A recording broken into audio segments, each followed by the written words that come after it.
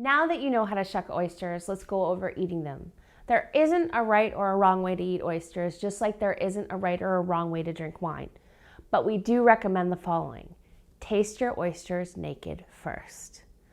Oysters, if you remember, take on the flavor of their environment. Sometimes these flavor influences can be very subtle.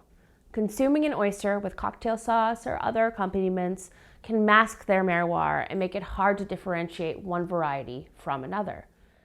We know that sometimes it's difficult to distinguish tastes of different oysters, so we developed an oyster tasting wheel to help oyster eaters describe their flavor experiences.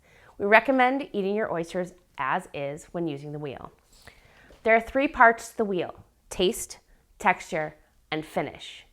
Taste is the initial sensation when the oyster makes contact with your tongue. Each oyster will have some level of salt in it, so make sure to note it on the brine scale just right here. As you chew your oyster 3 to 4 times, note its texture. Remember, oysters are seasonal creatures, so the texture of the same oyster can change depending on the time of year. As you chew, you might get a new taste, so be sure to note that as well. The last piece to identify is the finish. During and after the chew, you might experience a few aromas still lingering in your mouth. This is the oyster's finish. These aromas say a lot about the oyster's harvest location and can vary greatly from one to the next. A few things to note about our flavor wheel. An oyster can have multiple attributes from each section. For an example, an oyster can have a vegetal and mushroom finish just right up here, as well as a mineral and copper finish, which is right down here.